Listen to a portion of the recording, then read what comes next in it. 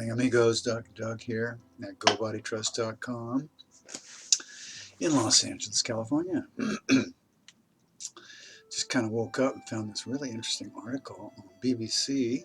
It's on the health section. No, it doesn't. It's just in the regular news section. And it reads, Why We're Proud of Our Fat Bodies.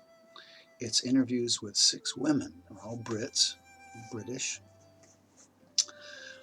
I don't know if they're really proud, but they're definitely not ashamed, and that's what counts.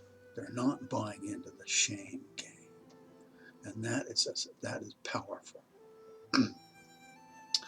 Here's this first one, Courtney, 24, from Grimsby, wherever that is, I guess. So she's been big from a young age. She was bullied.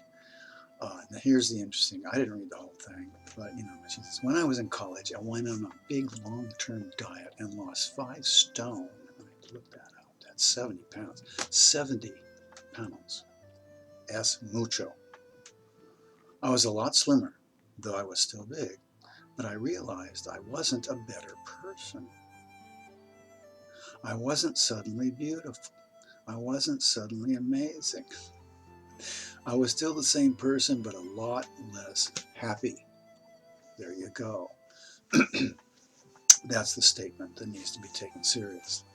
Because when you lose a lot of weight very quickly like this, like she did, you'll be ready to rip somebody's throat out or yourself. I mean, we use fat to stay calm or to stay happy.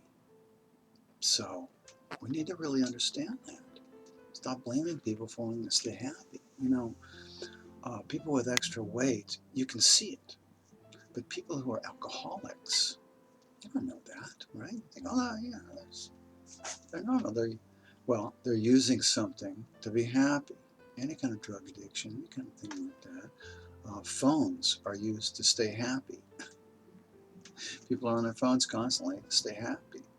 That's an addiction. I consider it unhealthy, but anyway. So, I remember when I lost, I've done many weight loss schemes, and I remember one time I was counting everything, and I lost 40 pounds, counting all the calories and stuff, and depriving myself, and I lost 40 pounds in a very short period of time, and I'll tell you, I could hardly sleep. I was so overactive. I was jumping around like a little rabbit, running here and running there, like an insect, it was really hard to cope. Also, I remember I had some heat, a little bit of heat coming up, and I would get dizzy. Wow, that's that heat, that yang from all that activity, because it was released. When the fat cells are shrunk, then this yang that's in that yin, it's released and it comes out, and it's sudden. That's why losing weight quickly is definitely the wrong way to go. It won't last. It only lasts, something like that lasts for 5%. So that's 1 out of 20 people who do that actually keep it off after a year. And it ain't worth it going back. Just not worth it. So anything that's successful has to be slow, and in my opinion, has to be self-trusting. So every time you eat, you need to ask your body, am I hungry? Hunger is an empty feeling in the stomach area. It only happens in lean and healthy animals and humans. So if you're not hungry, then just realize, well, I don't really need food for that. I need food for this. And go ahead and eat. But keep listening.